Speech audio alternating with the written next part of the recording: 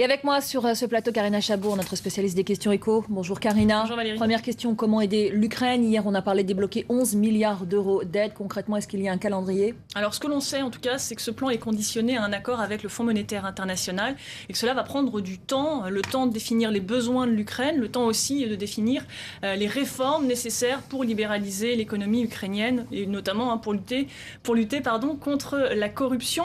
Dans l'immédiat, une aide d'urgence devra être débloquée pour éviter que l'Ukraine fasse défaut. Reste maintenant à convaincre les 28 à accepter cette aide. En effet, comment sera-t-elle acceptée à Lisbonne ou encore à Athènes, sachant que c'est une aide considérable, 11 milliards d'euros, que l'Ukraine ne fait pas partie de l'Union européenne et que les caisses sont vides. Et aujourd'hui, les 28 se posent également la question d'éventuelles sanctions contre Moscou. Quel arsenal peut être déployé? Elles sont multiples et variées, ces sanctions possibles. Alors, il y a bien sûr des mesures symboliques, comme par exemple la suspension de l'organisation du G8 à Sotchi. On pense aussi à des mesures ciblées comme le gel des accords commerciaux en négociation qui portent notamment sur l'obtention de visas.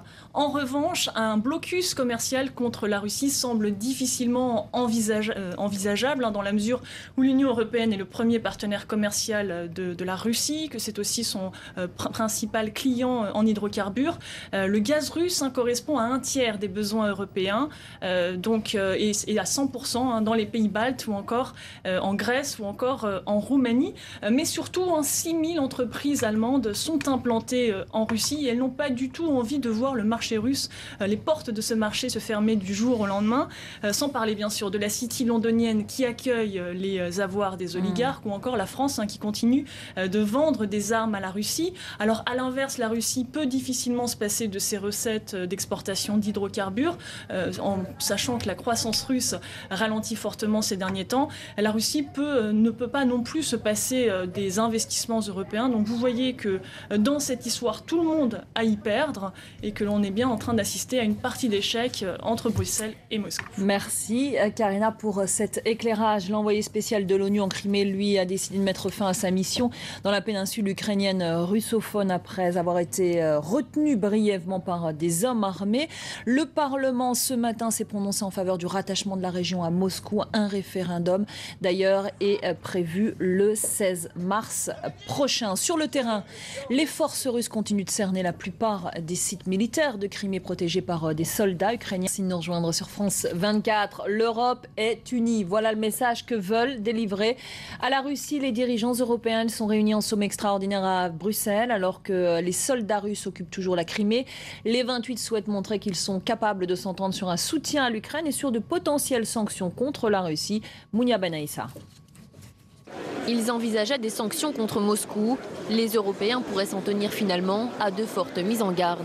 À l'occasion du sommet extraordinaire sur la crise ukrainienne, les chefs d'État et de gouvernement des 28 réunis à Bruxelles veulent laisser toute leur chance aux négociations entre Moscou et Kiev. Il va y avoir la pression la plus forte possible sur la Russie pour engager un processus de désescalade. Et dans les pressions, il y a bien sûr le recours éventuel à des sanctions. Mais pression pour quoi faire? Qu'est-ce que nous recherchons? Non pas de faire monter une fois encore je ne sais quelle tension, mais au contraire ouvrir la voie du dialogue. Une voie qui reste pour le moment bloquée. À Paris mercredi, les dirigeants occidentaux ont tenté de réunir dans la même pièce les chefs des diplomaties russes et ukrainiennes, sans succès. Le Premier ministre ukrainien dit toutefois vouloir renouer le dialogue. Il y a beaucoup d'options sur la table. Nous privilégions l'option politique et ça dépend de la Russie. Si la Russie est prête à mettre fin à ce conflit,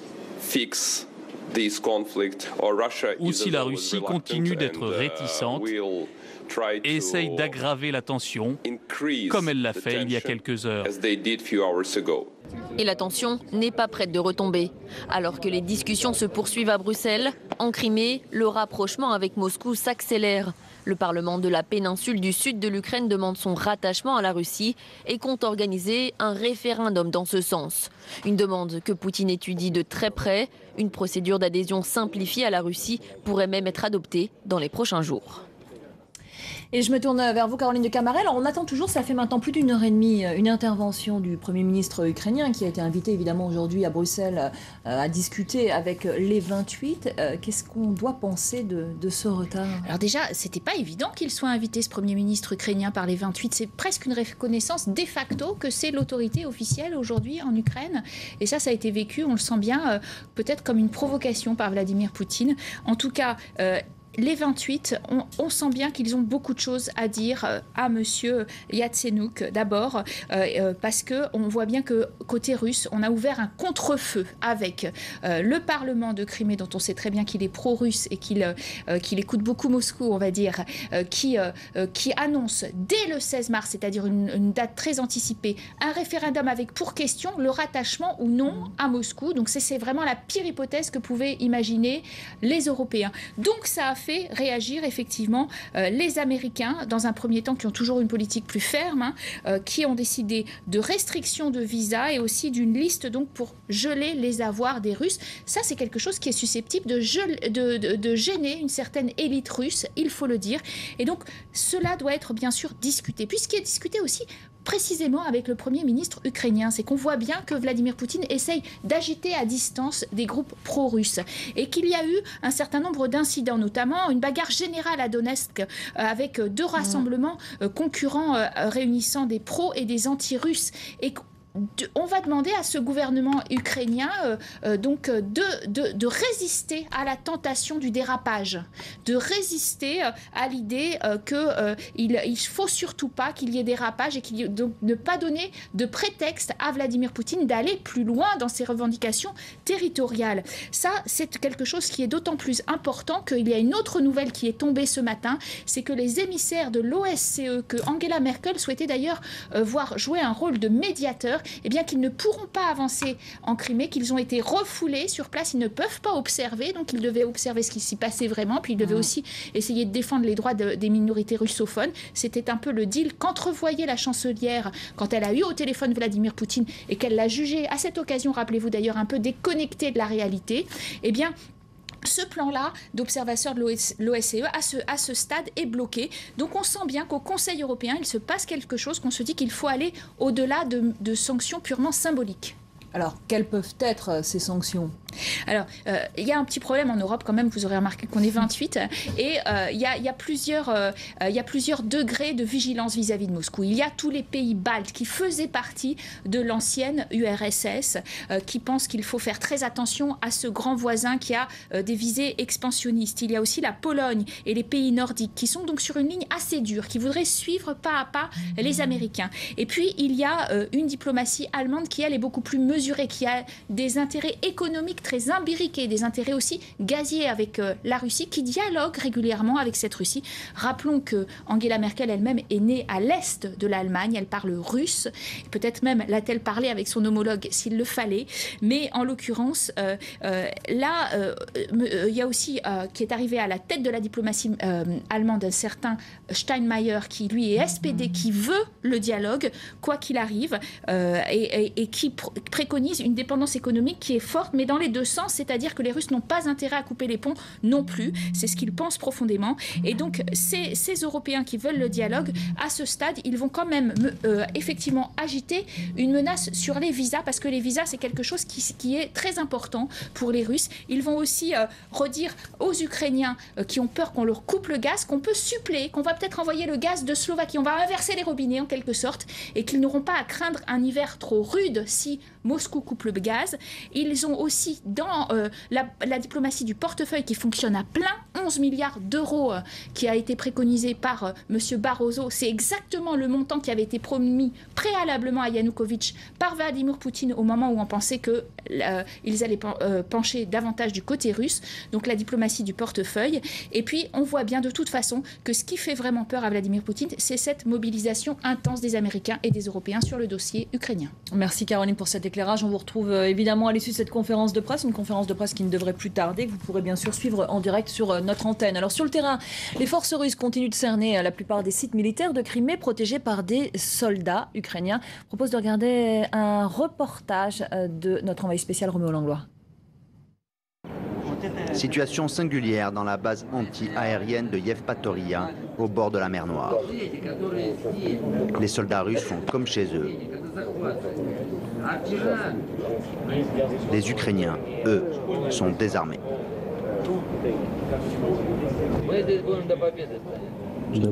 Ça va les gars? Vous avez de quoi manger? Sans tirer une seule balle, les Russes ont pris le contrôle des missiles sol-air de Yevpatoria. Désormais, les Ukrainiens jouent les portiers. La puissance de feu des Russes ne leur a guère laissé le choix.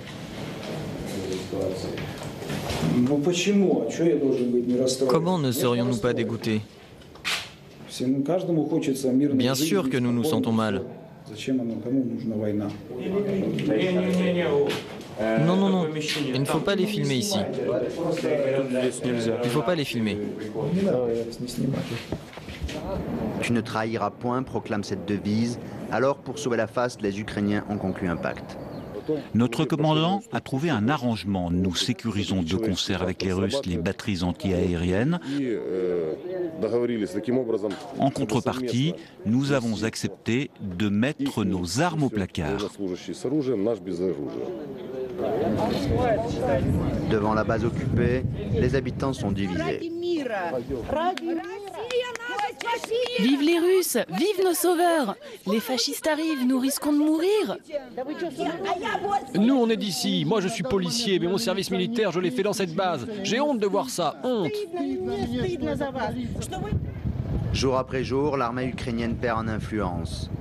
16 000 soldats russes seraient aujourd'hui déployés en Crimée. Inexorablement, l'annexion de la péninsule suit son cours.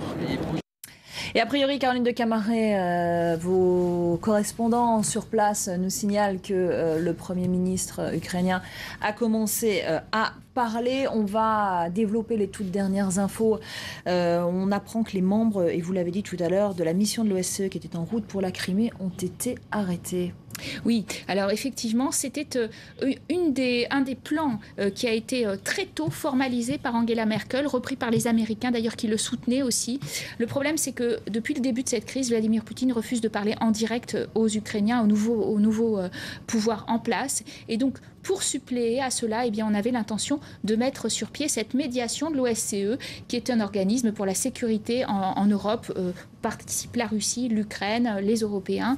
Et donc, on se disait que c'était le moyen à la fois de rétablir un dialogue, à la fois aussi d'avoir des observateurs sur le terrain pour voir ce qui se passait vraiment en Crimée, avec les soldats russes mais sans uniforme, etc. Et puis, autre avantage, on garantissait aux Russes qu'ils observaient le respect des droits de l'homme et des minorités, de la puissance des minorités. Effectivement, ces observateurs de l'OSCE, ce plan-là, vous le voyez, est devenu beaucoup plus difficile aujourd'hui puisqu'ils sont bloqués. Ça, c'est la première mauvaise nouvelle. Et puis qu'il y a effectivement, on sent bien en Crimée cette volonté de détachement et de rattachement à Moscou avec ce référendum annoncé le 16 mars, c'est-à-dire dans une date très, très proche, où on poserait la question à cette Crimée qui est majoritairement pro-russe, il faut le dire, donc on connaît déjà presque la réponse. Êtes-vous pour ou contre le rattachement à Moscou? Et donc ça, c'est vraiment une première dans l'histoire. Merci Caroline, nous vous retrouvons un peu plus tard dans cette... 8 heures, un déluge d'images multicolores. Et à Bruxelles, écoutez le Premier ministre ukrainien qui vient de prendre la parole. L'Ukraine afin de parler de la situation et de résoudre cette crise économique et militaire qui est en cours, une crise militaire qui ne concerne pas que l'Ukraine, mais qui concerne l'ensemble de l'Europe. Nous avons tenu des discussions très franches, très ouvertes, essayant de trouver le moyen de résoudre ces conflits en se limitant aux moyens diplomatiques et politiques. Nous sommes résolus à régler cette crise en utilisant des moyens pacifiques. En tant qu'État ukrainien, nous sommes très attachés à notre indépendance, à notre intégrité territoriale.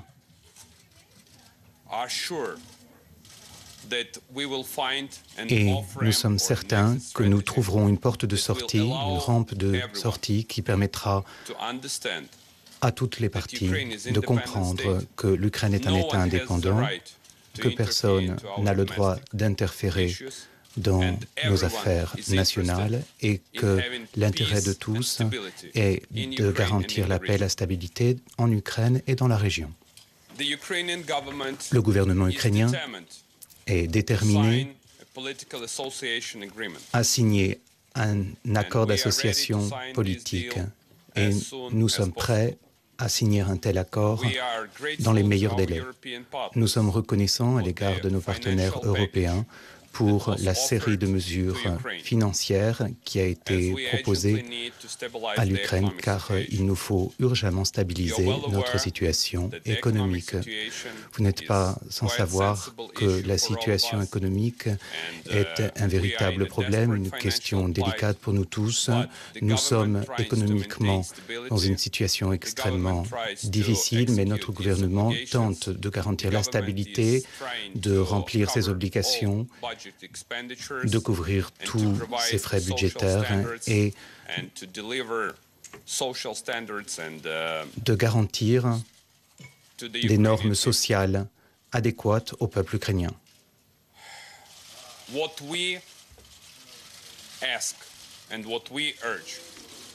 Ce que nous demandons,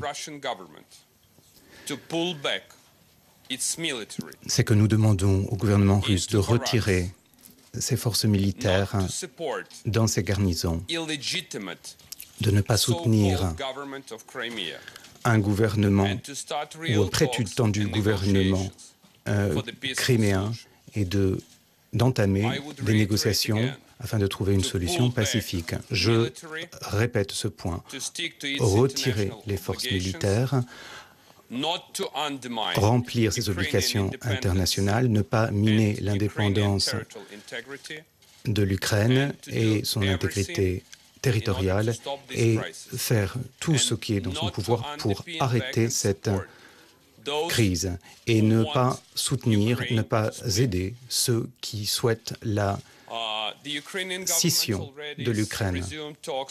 Le gouvernement ukrainien a déjà repris ses négociations avec le FMI et c'est là une condition sine qua non de la stabilisation de l'économie ukrainienne. Nous sommes prêts à négocier, nous sommes prêts à signer un accord et à nous en tenir à ces termes, au terme de cet accord qui doit être signé entre l'Ukraine et le FMI.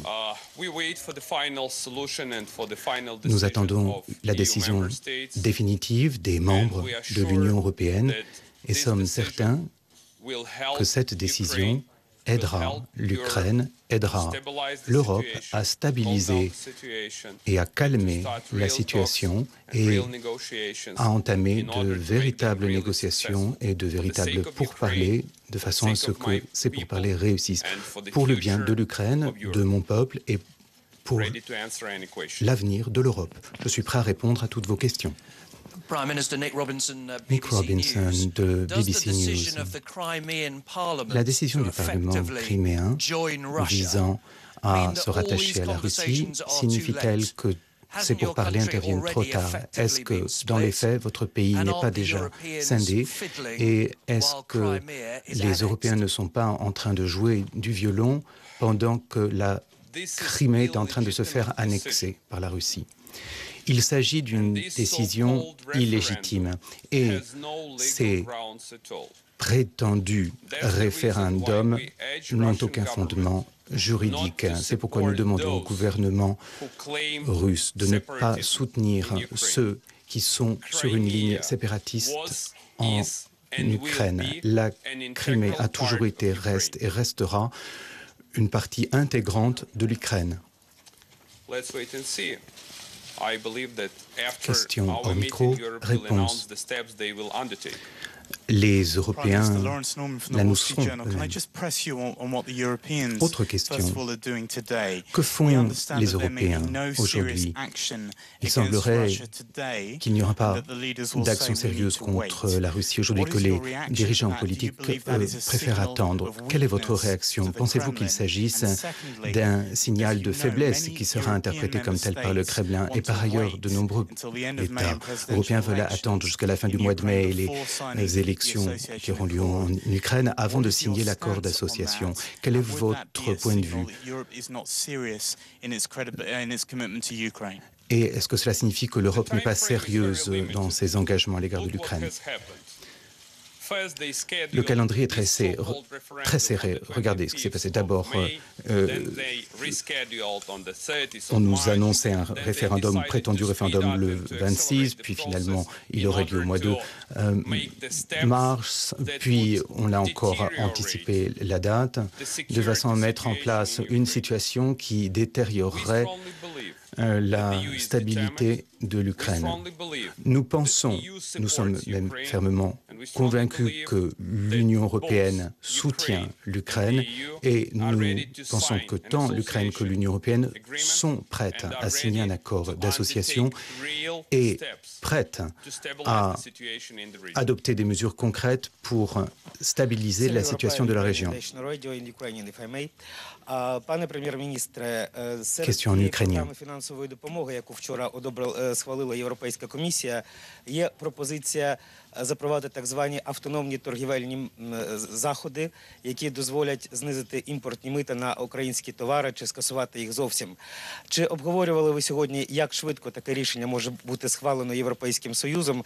І у зв'язку з цим, якщо ситуація у Криму не буде не зменшиться напруга щодо ситуації в Криму, як це може вплинути на всю підтримку, що ЄС збирається надати Україні? Дякую. Let me shift to Ukrainian. Is it fine? Ми вітаємо пропозицію Європейського Союзу щодо одностороннього застосування частини угоди про зону вільної торгівлі. Це буде означати, що Європейський Союз це надасть дуже вагомої підтримки. Voilà, c'était donc la conférence de presse du Premier ministre ukrainien qui est donc venu s'exprimer longuement à l'occasion de ce sommet extraordinaire à Bruxelles devant les 28, on l'a compris, Caroline de Camaret. Il est hors de question de valider, d'accepter ce référendum en Crimée annoncé aujourd'hui par le Parlement, référendum sur le rattachement de la province à Moscou. Ça n'a aucun fondement juridique, ça a été dit extrêmement clairement. Voilà, ça c'est une première chose, expliquer que ce soit un référendum ou non, juridiquement, au regard du droit international, cette revendication territoriale est illégitime. D'ailleurs, la façon dont cela a été fait avec l'avancement de la date visait à déstabiliser la région. Vous savez que les Européens se sont longtemps cherché des champions de l'opposition, avaient bien du mal à les trouver, entre Viktor Klitschko, entre M. Yatsenyuk lui-même, Arseny donc Yatsenyuk qui était à la manœuvre sur Maidan. Et aujourd'hui, ce Premier ministre, eh bien, il est accueilli par les 28, vous le voyez, un peu avec le tapis rouge, avec effectivement la possibilité de s'exprimer, mais aussi on l'entend bien dans son discours avec des mots d'ordre très clairs des Européens. Pas de débordement, nous nous chargeons des négociations avec la Russie, mais il ne faut pas répondre aux provocations. Il y a eu des inquiétudes. On sait que Vladimir Poutine a pour ambition peut-être d'actionner des groupes pro-russes, ou peut-être que les pro-russes peuvent se mettre en branle effectivement au regard de ce qui se passe en Crimée. Et il peut y avoir des débordements. À Donetsk ce matin, il y a eu des affrontements entre pro et anti-russes. Et ça, évidemment, ce serait quelque chose de terrible. Il y a une première loi un peu provocatrice qui avait été prise par le fameux Yatsenyuk concernant l'usage du russe comme seconde langue nationale. Les Européens ont redit qu'il ne fallait pas effectivement mettre hors jeu les pro-russes ou la minorité russe. Et aujourd'hui, eh bien, on voit que... Caroline, je vous interromps, on va y retourner parce qu'on a un petit souci de traduction que nous avions est réglé. Ukrainien. soupçonné d'avoir violé l'intégrité territoriale de l'Ukraine. Pensez-vous qu'à la suite des États-Unis, l'Union européenne est susceptible de prendre des mesures du même type? Et pourriez-vous nous dire plus spécifiquement ce que vous attendez comme mesure de l'Union européenne aujourd'hui? Qu'attendons-nous? Nous escomptons que l'Union européenne, les États-Unis et probablement la Russie feront de leur mieux pour stabiliser la situation. Toutes les options sont sur la table. Il nous faut identifier les options et les instruments adéquats pour résoudre cette crise. Quant à savoir ce qui sera le plus efficace, c'est la question qui se pose aux États-Unis et dans l'Union européenne. Il semblerait que la Russie soit opposée à des négociations, mais nous, non. Et nous avons envisagé le rôle que pourrait jouer le groupe de contact en tant que première étape pour rétablir la stabilité. Rostislav Demchuk, Grom TV. Euro-Atlantic, So you told that you will sign associative agreement as soon as possible. Is it possible? Vous avez dit que vous souhaitiez signer cet accord d'association le plus rapidement possible. Serait-il possible de le faire avant les élections présidentielles?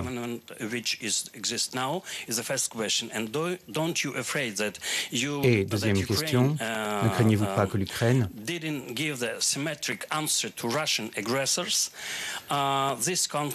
n'ayant pas répondu de façon symétrique à l'action russe, se retrouve dans une situation proche de celle du conflit israélo-palestinien ou du conflit transnistrien? Prime Minister, here.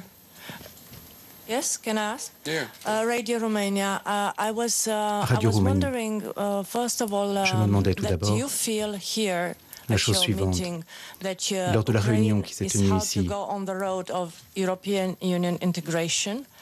avez-vous eu le sentiment que l'Ukraine pourrait se rapprocher d'une adhésion à l'Union européenne? Et par ailleurs, vous allez parler avec M. Rasmussen de l'OTAN. Vous savez qu'il a annoncé hier que l'OTAN était prête à envisager un partenariat renforcé avec l'Ukraine. Quelle est votre réaction à cela? Question suivante. Monsieur le Premier ministre, Ragema TV News, vous devez être déçu de constater l'absence de mesures concrètes au niveau européen. Les pays européens ont des relations différentes avec la Russie. Voudriez-vous, par exemple, que le gouvernement britannique ferme les institutions financières de la City aux fonds russes? Sans doute souhaiteriez-vous que la City ou le gouvernement britannique adopte des mesures plus concrètes au-delà des discours de soutien. Pour ce qui est du conflit, nous ne voulons pas que la situation soit gelée, nous ne voulons pas non plus nous retrouver dans une situation d'extrême tension. L'Ukraine doit rester un pays unis. En 1994, je vous le rappelle, l'Ukraine a abandonné son arme nucléaire. Et dans le cadre du protocole de Budapest, les signataires garantissaient l'intégrité, la souveraineté et l'indépendance de l'Ukraine, l'intégrité territoriale. Nous avons, de notre côté, rempli toutes nos obligations au titre de ce protocole. L'Ukraine n'est plus, à ce jour, une puissance nucléaire. Et nous sommes persuadés que ceux qui ont garanti notre indépendance feront de leur mieux pour remplir leurs propres obligations, car à l'heure actuelle, nous n'assistons pas à un simple conflit national ou local. Ce conflit aurait des implications néfastes sur les programmes de non-prolifération nucléaire. Par exemple, il serait assez difficile de convaincre l'Iran ou la Corée du Nord d'abandonner leurs armes nucléaires si ceux qui ont garanti notre indépendance ne réussissent pas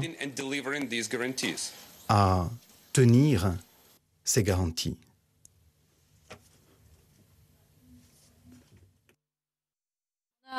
un petit souci de liaison manifestement avec Bruxelles. Ah non, on m'annonce que c'est revenu, on va y retourner. Non. Non, donc ce n'est pas revenu. On diffusera la suite de cette conférence de presse dès que la liaison sera rétablie. Je me tourne vers vous, Caroline de Camaret. Qu'est-ce qu'il faut retenir de cette conférence de presse du Premier ministre ukrainien? Alors déjà, on comprend bien qu'il n'est pas du tout dans une stratégie offensive. Il sous-traite en fait toute la partie négociation à l'Union européenne et aux États-Unis. Il dit qu'il fait confiance à ceux qui, en 1994, ont décidé du désarmement de l'Ukraine d'après un protocole dont faisaient partie les Russes, dont faisaient partie les Occidentaux. Et donc, il leur fait confiance pour revenir à la table des négociations et trouver une solution. Ouais. Je crois qu'on retrouve le signal.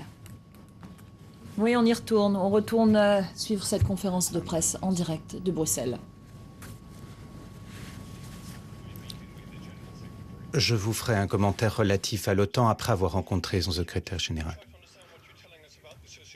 J'essaie de comprendre ce que vous nous dites sur l'accord d'association. Voulez-vous le signer maintenant, en tant que gouvernement de transition, ou voulez-vous attendre les élections?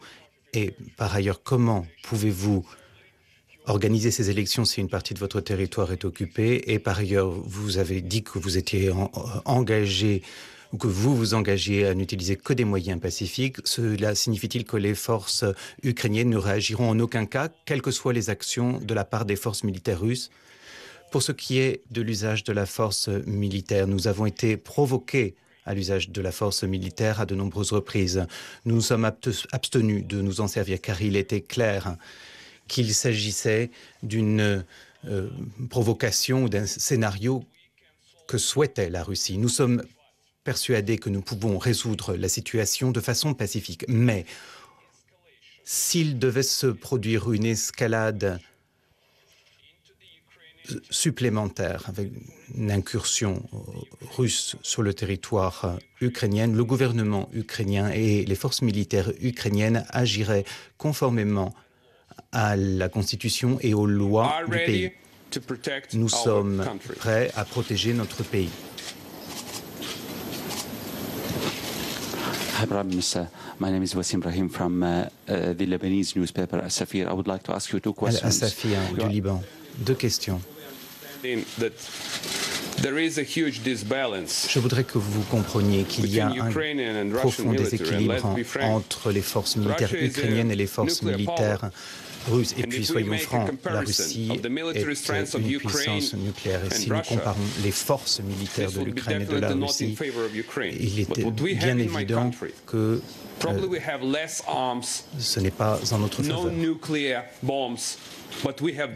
Ceci dit, nous avons, faute d'armes nucléaires, faute d'une grande armée, nous avons l'esprit de liberté qui nous anime et c'est une immense force. Deux questions, si vous le permettez. Tout d'abord, vous demandez à la Russie d'entamer des négociations directes avec vous, au ministère russe des Affaires étrangères.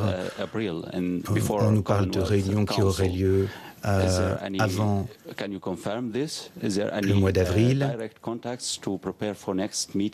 Y a-t-il des contacts directs pour organiser de telles réunions? Pouvez-vous nous le confirmer? Et deuxième question, êtes-vous illégitime?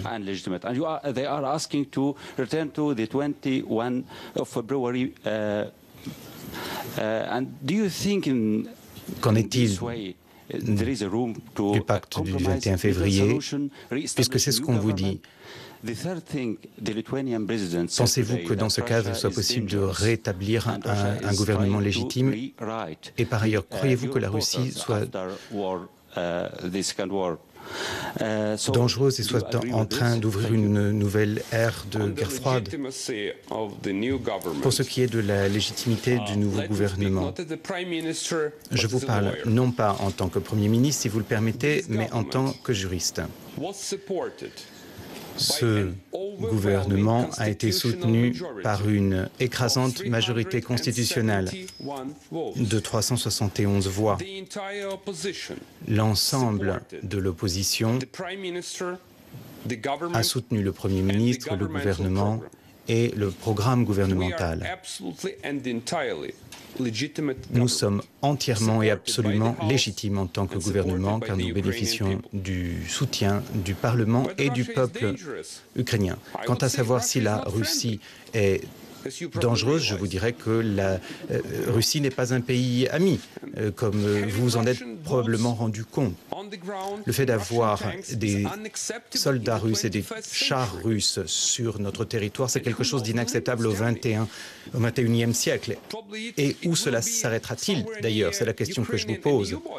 Quelque part peut-être proche de la frontière entre l'Ukraine et l'Union européenne. Alors, qu'en est-il de la sécurité du monde? Sommes-nous fous? Est-il acceptable qu'au XXIe siècle, sans aucun fondement légal, sans le moindre motif, un pays qui détient l'arme nucléaire décide du jour au lendemain d'en envahir un autre? Il nous faut donc probablement travailler autour de la question de la sécurité mondiale et réexaminer le système de sécurité qui existe aujourd'hui dans le monde. Et d'ailleurs, les choses ne s'arrêtent pas là. Nous aimerions, et c'est pourquoi nous demandons à la Russie de s'arrêter, savoir où les choses vont s'arrêter. J'ai parlé au Premier ministre Medvedev il y a quelques jours, le jour de l'agression, et je lui ai dit, Monsieur le Premier ministre, nous voudrions parler de notre relation économique. Nous voulions parler de la situation économique, mais nous ne pouvons, hélas, parler que de cette guerre. Nous parlons, Monsieur le Premier ministre, d'une guerre entre deux pays qui ont été des pays amis par le passé. C'est inimaginable d'avoir ne serait-ce qu'à parler de cela entre nous. Donc arrêtez, veuillez arrêter, car nous entrons sur un terrain glissant et vous, en tant que Russes, en serez tenus responsables. Nous avons essayé d'établir des contacts au niveau du gouvernement et une fois de plus, je vais être très clair en vous disant que nous ne sommes pas anti-russes, nous sommes pro-ukrainiens en tant que gouvernement et nous ferons tout ce qui est en notre pouvoir pour lutter contre les éléments de déstabilisation de notre pays. Et nous respecterons nos principes. Intégrité territoriale, souveraineté et indépendance. S'ils sont prêts à négocier avec nous, nous sommes également prêts à négocier. Nous l'avons dit extrêmement clairement. Angela Charlton from the Associated Anthony Press. Charlton, Associated Press. Crimean official today said that as of today, the Ukrainian forces Responsable in Crimea will criméen be considered aujourd'hui occupiers. What will you do in response to that? a annoncé aujourd'hui que les forces ukrainiennes seraient considérées comme des occupants. Comment allez-vous réagir à cela? Par ailleurs, vous nous avez parlé d'une intervention russe et de la possibilité d'une réaction militaire ukrainienne. Considérez-vous donc que ce qui se passe en ce moment n'est pas une intervention militaire? Nous considérons qu'il s'agit d'un usage inacceptable de la force militaire russe. Les troupes russes ont déjà bloqué des sites militaires ukrainiens, mais nous soutenons les forces militaires ukrainiennes et décidons de la façon dont les forces militaires ukrainiennes gèrent la situation sur place en Crimée. Je vous remercie. Voilà, c'était donc cette conférence de presse du Premier ministre ukrainien à Bruxelles à l'occasion de ce sommet extraordinaire de l'Union européenne. Caroline de Camaret, on a eu un discours extrêmement clair avec plusieurs points importants. La volonté de régler évidemment pacifiquement ce conflit, mais quand même le recours à la force si nécessaire, ça a été assez clairement exprimé. En même temps, Arseniy Yatsenyuk n'a aucun doute sur la supériorité de l'armée russe, qui est plus nombreuse, ne serait-ce qu'en Crimée, que l'armée ukrainienne. Et donc, il ne souhaite pas, en fait, un scénario à la géorgienne en 2008, 2018, où Saakashvili finalement avait répondu aux provocations du Kremlin. Et cela s'était terminé effectivement par on va dire une partition ou un régionalisme de facto de deux régions donc, qui aujourd'hui ont échappé vraiment au gouvernement central, qui sont l'Ossétie et l'Abkhazie. Non, lui, il explique qu'il compte sur les négociations de l'Union européenne et des États-Unis pour essayer de renouer le fil du dialogue qui est, et là vous avez confirmation, totalement rompu avec Moscou. Il n'y a pas eu depuis le début de la crise de dialogue direct avec le nouveau gouvernement entre lui et Vladimir Poutine. Et donc on voit bien qu'on arrive aux limites de cet exercice avec la condamnation par Yatsenyuk de ce qui se passe en Crimée, de ce référendum qu'il juge improvisé sur le rattachement à la Russie. Il demande à la Russie de respecter le droit international et en même temps, vous comprenez bien qu'il doit lui-même se défendre d'être illégitime. Pourquoi ? Parce qu'il a été porté au pouvoir par une révolution et puis par un vote du Parlement, mais il n'a pas été élu directement dans les urnes. Et pourtant, on voit bien que sa présence aujourd'hui à Bruxelles est une reconnaissance de facto qu'il est le gouvernement en place, qu'il est le gouvernement reconnu par les Européens, qu'il est le gouvernement auquel les Européens veulent bien accorder 11 milliards d'euros de prêts, alors qu'ils avaient refusé de donner 600 millions à Yanukovych lorsqu'il s'était écarté de toute perspective de signer un partenariat, un partenariat renforcé avec l'Union européenne. Donc il est relégitimé sur cette scène et en même temps, on voit bien que diplomatiquement, il sous-traite aux Européens et aux Américains la réponse. Merci beaucoup Caroline pour cet éclairage. Voilà, c'est la fin de ce Paris direct. On referme cette édition spéciale. On se retrouve dans un petit quart d'heure pour un prochain journal complet. L'info continue sur France 24. À tout à l'heure.